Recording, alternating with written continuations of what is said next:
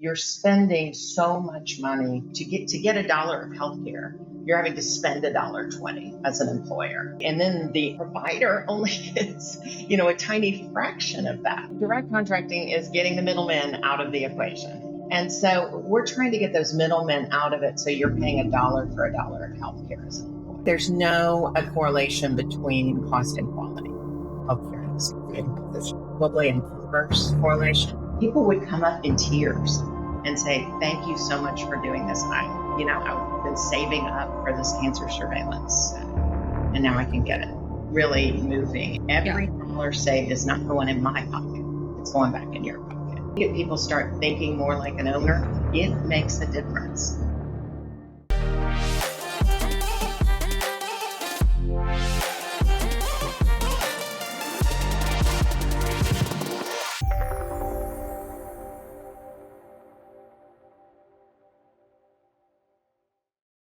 This week on the Business of Benefits, we have Dr. Cristin Dickerson. So if you've been on this side of the industry, you know who she is. She is the doctor who eliminated the middleman for imaging. So she does direct contracting specifically for imaging with her company, Green Imaging, which you're going to hear all about today. So we get into the nuances of how claims are paid, how employees actually utilize this service. We actually do use Green Imaging with a few of our clients, and as I'll say in the podcast, you'll hear me say it, it is the smoothest direct contracting experience that we have out of all the vendors we work with. So for plan sponsors out there, you might be hearing the term direct contracting and wondering, what does that really mean? We dive into that too. So lots of golden nuggets. She is an absolute wealth of information. Go ahead and follow her on LinkedIn. She posts really creative stuff. Also, the ISCEBS conference is happening in Arizona, in Phoenix, Arizona. And that's going to be in August, the 23rd through the 26th. And I say that because it's a great conference. And that's actually where Donovan and I spoke, I think it was last year in Nashville. And it was awesome. We did a whole talk on the PBM Fiduciary framework. But nonetheless, if you aren't familiar with this conference, it's handled by the International Foundation of Employee Benefit Plans. And it is an absolute expert level masterclass, real world strategies and connections that will move your career forward if you are a plan sponsor listening to this. So take a look at that. It's iscebs.org/symposium. And with that, let's get into the episode. We have Dr. Cristin Dickerson of Green Imaging here on the show today, and I could not be more excited. We were just talking about how a conversation between the two of us is long overdue. Thank you so much for being here. Excited to be here. Excited to talk to you. Yeah, I've been obviously a fan of yours. I feel like I've been a secret fan of yours for a long time, like just behind the scenes, like, man, she's doing some really cool stuff. Obviously, we work together. We have you in a lot of our cases, which we'll talk about a little bit later. But yeah, just in terms of like building that personal relationship, I'm like, man, I want to be her friend. So Thank you. I admire so much what you all are doing. Thank you. So as we've discussed in the past, and our listeners know, this podcast is specifically for plan sponsors. So while there are probably a lot of brokers and people in our industry that, know the acronyms and know the insurance jargon listening, guys, this one's not for you. This one's for the plan sponsor that's trying to learn about how this industry actually works. So today's episode with Dr. Cristin Dickerson is going to be all about direct contracting. So let's get straight into it. Can you explain what the heck direct contracting actually is? Direct contracting is getting the middlemen out of the equation. It's getting Blue Cross Blue Shield out of the equation, whoever is handling your traditional claims out of the equation. And it is actually the HIPAA Omnibus Law that gives us the ability to do this. And, we've been in this 15 years, direct contracting with employers, with DPCs, we actually work directly with a lot of independent TPAs, with health plans. All of those are without, the big intermediaries. And the reason that matters is because you're spending so much money, to get 80 cents, to get $1 of healthcare, you're having to spend $1.20 as an employer. And we're trying to get at least, and then the provider only gets, a tiny fraction of that, depending on, what the relationship is. And so we're trying to get those middlemen out of it so you're paying a dollar for a dollar of healthcare as an employer. I think that's the most important thing about direct consulting, is trying to get everything out of the way. And the other thing is there's so many things that have been put in place that make it so hard for, and I don't really, for doctors to collect, the money that they, reimbursement is a terrible word. We actually need to get paid. Yeah, exactly. We need to be paid. And so what this does is it gets all the games that get played in the industry to not pay doctors out of the equation. That was one of the really important things for me when we constructed our contracts. I don't want, because somebody has workman's comp and now they're going to consider it a workman's comp injury. I've already done the MRI. My MSK radiologist has already interpreted it. Now they're going to tell me they're not going to pay me for it, or they're going to pay some discounted workman's comp rate for it after I sent them to 3T MRI and had this Ironman specialist read their EMRI. That's what I'm going to get paid. That's not right. And so, that's one of the situations. Another is retro terminations, where they've terminated an employer. They haven't updated the TPA. We check, we verify this is a covered life. And, it's not somebody who was on, so there's so many things like that that drive up the cost of care. I mean, that's the way to look at it. It's not that we're greedy and we want, this is like care that we're providing at a price that we say is fair, and then it gets discounted. So those are the things that in the construct we're trying to get rid of. It's just all those things that don't make it a dollar for a dollar to buy health care. And so it is an arrangement. I consider a direct contract an arrangement directly with a health plan, with a TPA that is going to roll it out to all of their,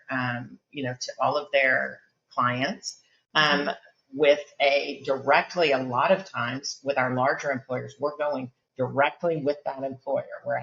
They're signing the agreement themselves because their traditional health plan is saying, no, you can't carve out imaging. And they say, yes, we can. HIPAA Omnibus Law protects us from that. And so we're going to go direct. And there are other reasons to go direct. Another is if you've got an HSA plan. Over and over again, the IRS regulations, people think, oh, you can't do first dollar coverage. Sure, you can do first dollar coverage. It's the plan that can't pay. If you look at the IRS regulations, over and over again, it says the plan cannot do that. It doesn't say the employer can. And so, that's another time when we tend to go around the traditional health plan and go direct to the employer. Can you explain for those plan sponsors listening that may have not heard of green imaging? Although I feel like everybody's heard of green imaging at this point. It seems like it, because I have people even say to me, have you heard of green imaging? Like when I'm speaking to plan sponsors, and I'm like, yes, very familiar. But can you give a rundown of the premise of the business? So we know what direct contracting is, but green imaging is obviously specifically for imaging. So can you kind of go through that? Sure. I would have friends call from the hospital and say, do I really have to pay $3,000 for an MRI? And the answer was in Houston at that time, yes, they had to, because the chain of imaging centers that was operating in network was purchased by a hospital system, and the price has tripled overnight.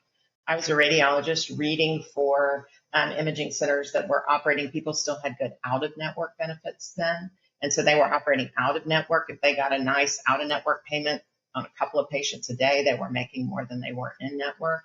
And so, but they were half capacity. So just opening another imaging center wasn't going to solve the cost problem. So I got the idea of Travelocity, and a lot of those models were rolling out, did some research on the laws that surround what physicians can do. And I just kind of flipped imaging on its head. Traditionally, an imaging center would buy the interpretation from a radiologist and bill globally for the exam, one fair price for the exam. We flipped that on its head. I went to one of my professors from MD Anderson who had an imaging center here, and I said, hey, can I just buy the scan from you? We'll read the study and we'll offer cash rates for it. He said, that's a great idea. We tried that, and we did it throughout Houston. We did it throughout Texas. And now we're working with over 6,000 facilities nationally. And the great thing about it is it assures quality in a very different way than a traditional. We read most of the, large percentage of the studies. And that means that we're laying eyes on those images day in, day out. We see how that machine performed. We make sure the right protocol was followed. We make sure that the tech positioned the patient properly and that the right radiologist reads it. And that's a level of quality nobody else can assure. That's amazing. Yeah. You know what's really interesting about programs like green imaging or a lot of like PBM programs specifically, where the response from plan sponsors is often, well, it sounds too good to be true. What's the catch, right? Like it's got to be some discount radiologist or it's got to be some shitty MRI machine, and that's not the case. So, what's your response when somebody says like, "What's the catch?" Right. I mean, Lester Morales is always duh. It is just, it makes, logical sense. But there's no a correlation between cost and quality of healthcare in this country. In fact, there's probably an inverse correlation. And I really love it that what we're seeing in our ecosystem is the physician driven, clinician driven solutions really shining and Mhm. succeeding over the kind of IT solutions and Yeah. the apps and the tech solutions. Yeah. Brene Brown talked about with AI that the people who are going to succeed in the AI era are going to be those who are most human. And I think, we really work on that at Green Imaging during working hours. There are no bots answering phones, answering web chat. We have real people on the web chat. We really feel like when people are approaching us, no matter even for a mammogram, they're under healthcare stress. Best day of the year is when you have your normal mammogram. And so, people are under healthcare stress. They want a real person to talk to. And I think if you look at our Google reviews, you see that reflected. They actually Mhm. call out our schedulers by name over and over again. Oh, I love that. So, can you walk through and maybe using a story like somebody is going to go get an MRI or go get a CT scan, like how exactly they're engaging with green imaging? Because this is my favorite part about your program is just how easy it is for members to actually engage. What does Right. that look like on a day-to-day basis? Sure. The easiest way to engage with us, pick up your cell phone, take a snapshot of your order and your benefits card, and securely, we are, you know, covered SOC 2, Type 2 audited, secure, but, securely text that to our main number, and that'll start the process. And you'll be asked some screening questions, some good days and times for the exam, and we take it over. And so it really, and that's the other thing you see in our Google reviews over and over is just how much time we save people. Right now, the average American is spending 8 hours a month navigating care for themselves or a family member. And Oof, that's impacting employers dramatically for because sure. that's time at work. That's, time lost from work hours. Yeah, that's a big lack of productivity and efficiency there. So, can you explain the actual mechanism of if a plan sponsor was to create a direct contract like green imaging or specifically green imaging? What is the payment mechanism for the actual claim? Right. And it depends on who's contracting. If it is the employer themselves, which is the simplest relationship, we can do a number of things. We really try to be flexible because employers come at us from all different directions and in all different relationships. But the Mhm. simplest is we would submit a claims level invoice that has everything stop loss needs. It has everything you need for data aggregation, everything that a TPA would be providing you, has all that information on each claim that was submitted or each exam that was performed. We bill out at our contracted rate. There are no shenanigans, no discounts, no shared savings, nothing else in the background. That Mhm. rate that we charge includes everything. It includes our concierge. There's no admin fee. There's no PEPM. In that $385 MRI in Houston or Orlando, you're going to get your concierge. You're going to get your claims data assessment. You're going to get your network build out. You're going to get everything we do, and the savings assessments is all in that one price for that exam. And then we can either cut a check or an ACH, or we can sweep the account just like the TPA does, so that it's seamless. There's no effort Mhm. there. And Okay. And are there other ways? I know you said it kind of depends, like that's probably the most ideal, but what about when the TPA is going to administer and adjudicate? we have, full EDI capabilities, and so we can submit a claim just like any other provider would. Everything's Mhm. under the same NPI, which is the national provider. It's an identifier that we have, as a doctor's practice. Mhm. We Everything is under that one NPI, so the TPA knows not to reprice those claims. They're not going to send them off to Aetna or Cigna.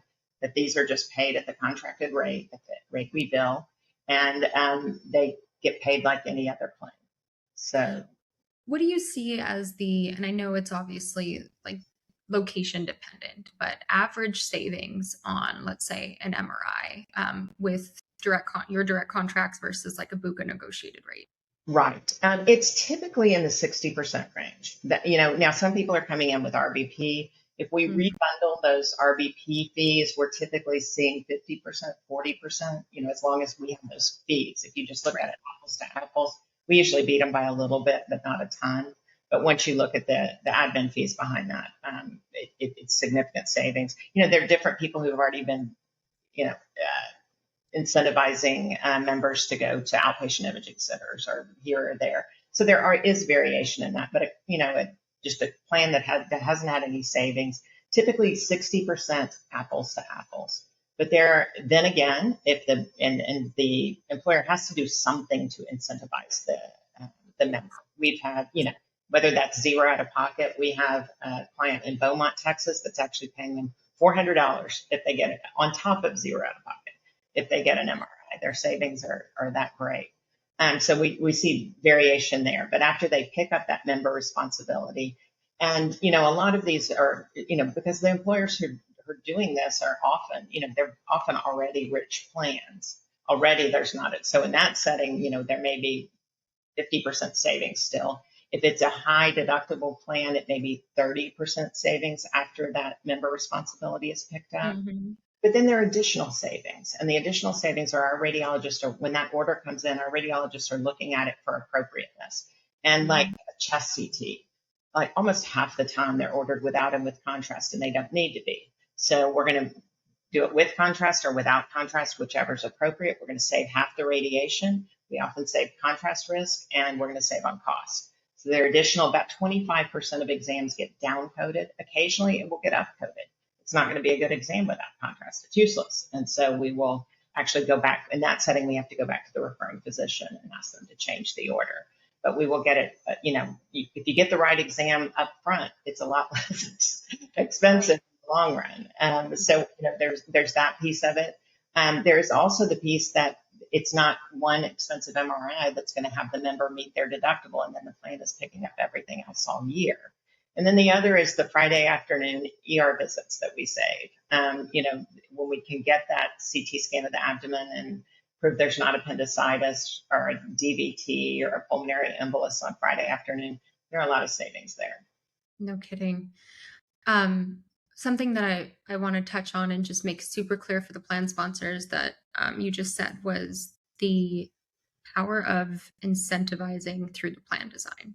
So when we've implemented direct contracting and green imaging specifically, that's also the way to go, is you want to make it no cost. There needs to be incentive. And it's funny because, you'll hear like, well, won't that just make everybody go and get an MRI for no reason at all? And we have never seen any type of overutilization or abusing of that type of a benefit.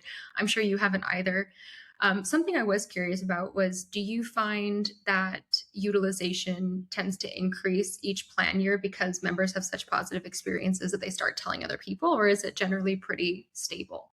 No, I think the school district of Osceola County in Florida is a great example. We started with them in end of 2019, really. The first year it was 1.5 million in savings.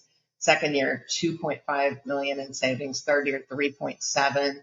We've gradually increased. 80% of the imaging now in that health plan happens through green imaging, even though an alternative, even though they still could use their, traditional plan. And so I think that, that's fantastic. We have another navigator that for a number of school districts that they've got 75% navigation for imaging.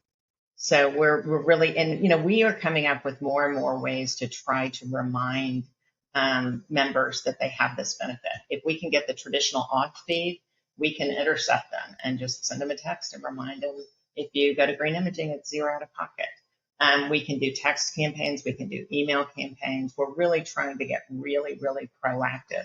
I do have a few, if you're in a favorable area, Houston, Texas, we're blanketed with imaging centers. I don't know of any imaging centers that aren't in our network. And so in places like that, we have some plans, just green imaging is your option for non-emergent imaging. And I hope that someday we can be that nationally. Yeah. I think Yeah, that's I think that's amazing.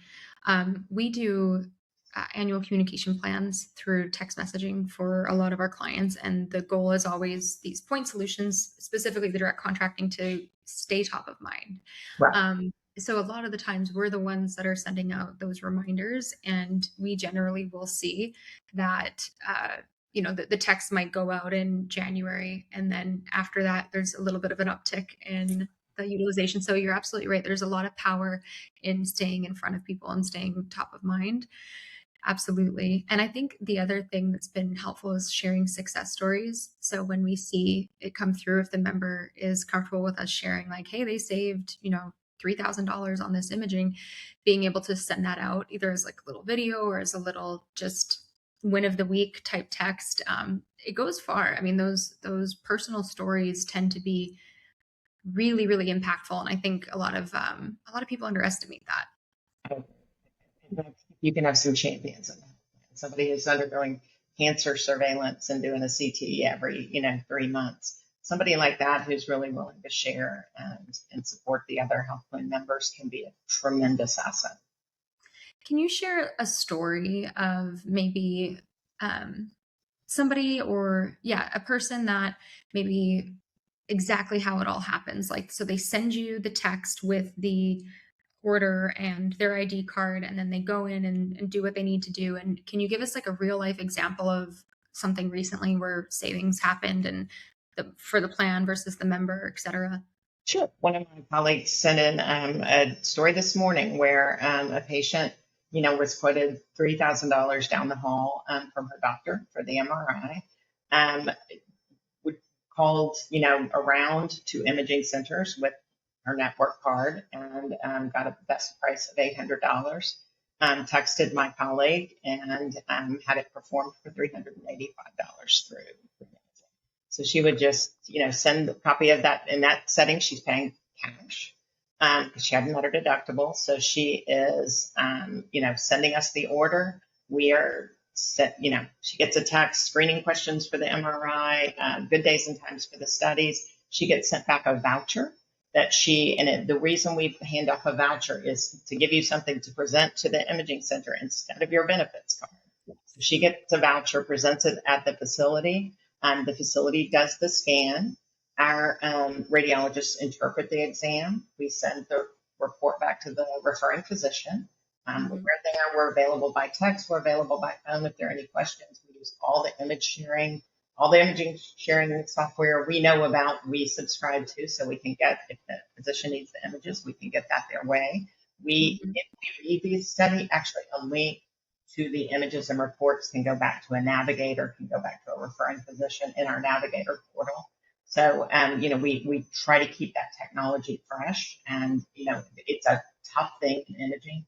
CD. So there's some hospitals that will still only accept the CD images on a CD. Yeah. But we really try to, we can do that. We don't want to, but we will. And then patients, want to see their report. They text us, I'd love to see my report. We send a link right back to them, and they've got that in their hands. Oh, it's so easy. And you just don't hear that a lot when it comes to healthcare delivery. Right. I'm curious if you see this and how you handle it, which would be physicians that are adamant about them using the hospital or using whatever they think is the preferred, whether there's a kickback scenario or not. How do you handle that? We educate members. I saw that a lot 12, 13 years ago. Since 65% of people are delaying care or not getting care because of cost, I think physicians are sympathetic when they say, I have a zero out-of-pocket option for this imaging. I'm not seeing the pushback. I did, and I need to dig in a little bit. I did see where a doctor canceled their referral recently, and I want to go see what happened there. That's an interesting scenario, and I want to make sure that wasn't one of those scenarios, because it's really important to educate members that that's not okay. They have an option. And, we used to educate my friends. I said, they're going to say they want a 3T MRI. You say, they're going to get that. I said, they're going to want a musculoskeletal radiologist or a neuroradiologist. You say, yes, they're going to get that. And, early on, we really had to educate our members how to fight back on that. We really don't have to anymore. Oh, that's so nice. You know what I'm really looking forward to is when we don't have to do that for reference-based pricing. I don't think we're anywhere near that yet, but that would be really nice. And how would you handle the member who's like already scheduled somewhere else, but they did reach out to you? Like, are they the ones canceling the other appointment? We can cancel it on their behalf. That's usually, it's sometimes, it's somebody who's been seen in it and wants continuity of care. If we can get the facility to, it's not preferred. It ends up being billing issues. If they've already got their insurance on file there, we warn them, if it's somebody who really needs it medically to be at that facility, like they had a thyroid ultrasound there and now they need a thyroid biopsy, there are times we will set that up and really make that work for people because we understand continuity of care. It's better when not, because it's a fresh relationship. It's a direct relationship. It's, their insurance isn't on file there. There's not a risk. If their insurance is on file, we'll tell them, if you get a bill, send it to us. But then we have to reverse the claim from the facility. It gets messy. We have a team that does that. But you have to pay a bunch of people to do that, because I can't tell you how many times I see that where it's like, we have the direct contract, but they already have the insurance on file. And then they'll literally tell the members like, well, you're not allowed to do that because we have your insurance on file. Yeah. So you experience that a lot, I'm guessing. It's not a lot, but it in those settings where we're finagling things and trying to make, a better situation for a patient to get continuity of care, we have to warn them that there's a distinct possibility of that. And that again is that, and we will warn them that, the HIPAA Omnibus Law is what enables you to pay cash or somebody to pay cash on your behalf for an exam. And so no, they don't have to bill your insurance. That education has been a lot of fun because, and I'm saying that sarcastically, because these receptionists and the billing coordinators at a lot of these offices genuinely believe that if you have insurance, you're not allowed to cash pay. And it is a battle. Right. Their contract says that. Right. But their contract also says except where excluded by law. And that is the law they are referring to. Yeah. What does pricing actually look like in terms of, I guess the real question is, all these imaging centers that you're contracted with, is it the same no matter where, or is it region dependent? It's very much region dependent, and it's even facility dependent. I understand that, older 1.5 Tesla magnet that may be perfectly great in a strip center is going to have a lower overhead than somebody in the Texas Medical Center with a brand new 3T. It's just a different market. And also, the amount of capacity a facility has. A busy facility has no incentive to give, to get more people in the door. It has less incentive. We want them in our network because we want redundancy. If I can get them in there on Friday afternoon and save an ER visit, well worth it. Or just somebody needs something medically staffed. That's great. There's a lot of regional variation. The Northwest, I would say Boston area is tough. There are very few independent providers in that area. The Northwest, also, doctors have done a good job of keeping their contracted rates with the traditional carriers. And so they're willing to direct contract. It's just going to be, and I admire them for keeping those rates up. A lot of people have not been able to, but I think, in California, we're getting some good rates. With us, it's very much dependent on our density of members in the area. Yeah, so your leverage. Some facilities in both Texas and Florida, and we have fantastic rates. Because of that. That makes sense. That makes a ton of sense. How are you handling rural employees or multi-state employers where, like, they do have that situation in Boston, right? And we see this all the time with reference-based pricing when we're looking at multi-state employers where, Pennsylvania, Michigan, not very nice to us. Florida's great. Texas is great, even though people think it's not. Yeah. How do you handle that? Well, hospitals, we have a pretty good value proposition for hospitals now. They're only collecting 26 cents on the dollar from patients. And so that's one reason these prices have gone up so high. They're trying to get to the plan. They're trying to at Mhm. least get something from the plan on the exams. So if we go to them, we say, we're going to give you a clean radiologist protocol order. There's going to be no author verification. There's no patient collection. We're going to pay your fair price, pay you fast. Yeah. And rural hospitals too. And the other thing that's starting to happen is we have a new client that has 700 health plans in Texas that are largely rural municipalities. And so when we've got that kind of numbers going Yeah. into rural areas, this one hospital can pull in people from, 75-mile radius. And so we're seeing those. We also negotiate one-offs. So we have a whole team that goes out, and if somebody needs, I'd say it's a pediatric sedation MRI, that's going to be at Texas Children's, that's going to be a $10,000 affair. We can go Mhm. in to a good children's hospital, negotiate with the anesthesiologist, the radiologist, and the hospital, create a bundle, and get them a fairly priced exam. And so that has proven to be in the rural areas also a really nice way of going about it. Love that. That is fantastic. What do you see as maybe the issue? Is it the time that it takes to go in and get those negotiations and close that type of a deal versus it being a more like urgent matter? It is. It's that, and when we're bringing, and that may be a perfect time to say, hey, we direct contract. Would you be Mhm. willing to do this? I think when we actually bring them a patient, it's the perfect time. If we just say, we're just another network and we're going to send patients your way, maybe, and they've got to review a contract that's going to cost them a couple of thousand through their attorneys, they're not very excited. When we say we've got 10,000 lives coming in to this area, this is going to result in this much imaging, what kind of rates will you give us? That's where we get our really good leverage. So I think it's a great foot in the door, but it's not a long-term solution. It takes longer. And we have, the other thing we have to do is make sure everybody's going to let us pay at the time of service. Not Mhm. everybody lets you, it sounds crazy, It does sound crazy. hospitals won't let you pay at the time of service.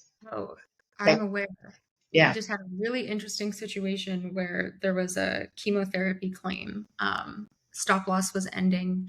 We needed to, like, the contract was ending, and it was renewal. There was changes being made, and we needed this claim to hit in the month of, I think it was May.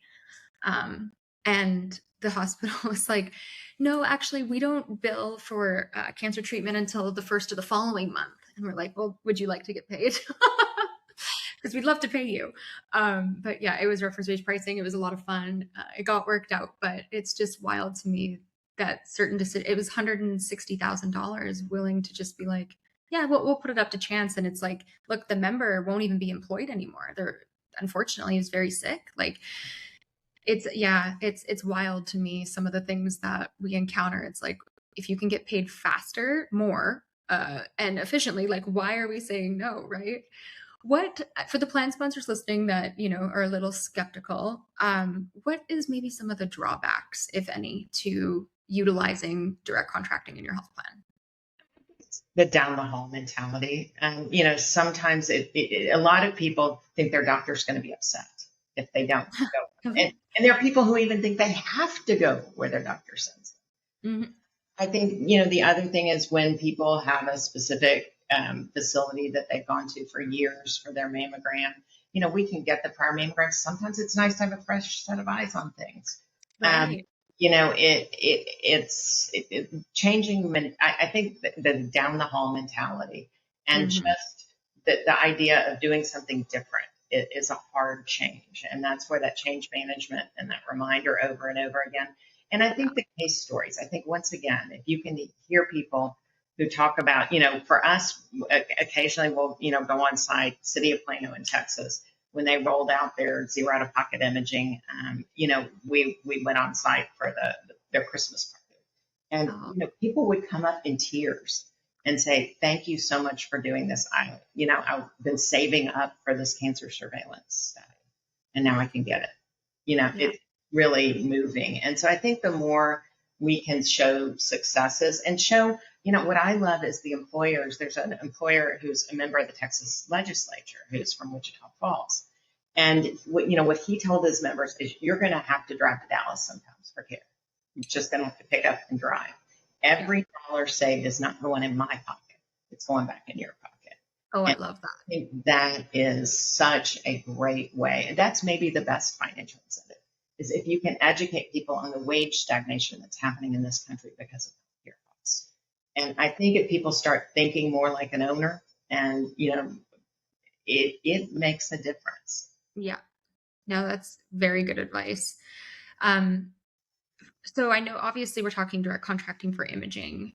What do you see as like maybe I personally feel like direct contracting for imaging, especially through green imaging, is the easiest way to start your direct contracting journey. Or obviously direct primary care is good too.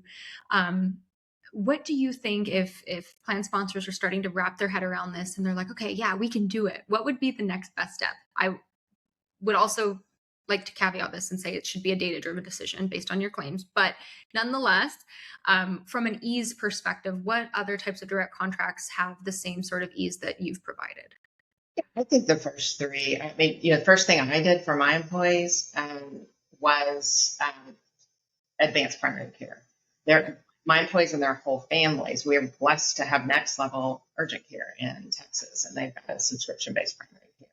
And so our employees and their whole families have 12-hour a day, 7-day a week urgent care, primary care, 24/7 telehealth. They get vaccinations, they get immunization, same thing, laboratory work, and x-rays and DME, basic DME, all in a subscription basis. It was interesting because at Benefits Prayer last year, I asked my panel, what's the first thing you do when you have an employer who's moving toward that? And 2 of the 3 said green imaging, which I was surprised. I thought it would be direct primary care. I think pharmaceutical is obviously low-hanging fruit. There's so many different ways you can attack that. I think there's some great options out there. I think we're starting to get, Paula Muto, and again, these are physician-founded things. Paula, founded UberDoc, and it's now, rolling out. It's publicly traded on the stock exchange, but she's got specialist care. Right there, easy access. I think Health Me has, the surgical bundles and Texas Medical Management and Smith Surgery. There's so many options for that now. I think MSK, we've got Upswing, we've got, a lot of great options for that. I think there's so many emerging, and again, I remember when I got into this health plan kind of thing where people would say, no 2 health plans are alike. And I was like, come on, no 2 health. There is a different culture. There are different needs. There are, the industry matters, the ratio of women to men and the mix matter. All of those things are super important, and you really have to look at the group and decide what's important for that group. And I think that's where you guys come in. You can help them make data-driven decisions. And, I do think, I think ultimately some people who aggregate best-in-class solutions are going to have a huge role in this because people get solution fatigue. Yet another contract to review, yet another. And so I think when we get integrated best-in-class solutions aligning in some products, and we're seeing that emerging, and with alternative payment mechanisms that make it easy, I think that's probably the trend. I think we're seeing captives be the trend, or the next step beyond self-funding. I think there are a lot of emerging. It's fun to see people continue to innovate and continue to make changes that really benefit the ecosystem. I very much agree with the statement of consolidation and simplification. It's almost like, especially in my book of business, because we do work with such sophisticated employers that are, have been self-funded for a long time, and we're continuing year after year to pull a different lever and continue to try to find these savings. You can very quickly create a plan with a lot of complexity on the vendor side. And, I look at my role as the consultant as the one who holds vendors accountable to their contracts and to whatever it is they say that they're going to do. And when you're managing the number of vendors that you are, it can be a lot. It's fun and it's great work to do. It's very meaningful and delivers a lot of value, but I can see the value as well in the consolidation of some of this, which is just ironic because we're trying to get away from, obviously vertical integration is different than consolidation on the Buka side. But yeah, the simplification piece, it tends to be where I'm always looking for it to be just a little bit more simple. And the navigators may be the answer to that. Navigation is so critical because consumerism has failed. It may be that navigators are so close to the solution. They know who has problems. They know who don't, who's easy to work with. They know where they run into quality issues. They're so close to that care that I think that, that may emerge as the really good place to get, multiple best in class solutions. For sure. I wanted to share with you in the last 6 months, one of our clients used green imaging 21 times for advanced imaging services.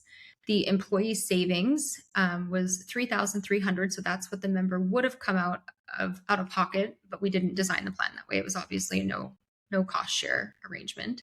And the employer savings was $9,157 for a total savings of just under $12,500. And that's only in 6 months. And it was the first 6 months utilizing the plan. So those aren't huge numbers. I know, understand that, but it's a smaller construction company, a couple hundred employees. So every bit counts, right? As an employer, that's good money. Yes, exactly. Absolutely.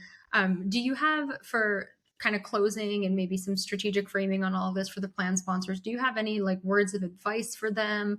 If they're maybe they've been a little bit hesitant either in leaving like the Buka world or even just getting started on direct contracting? Yeah, I think it comes down to fiduciary duty. I think you have a duty, an ethical duty, in addition to a fiduciary.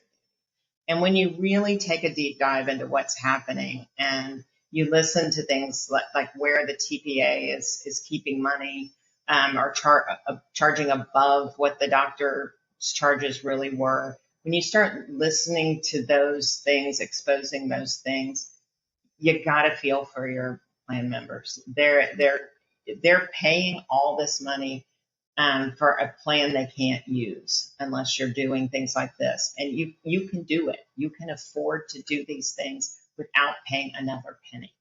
And I think it even save.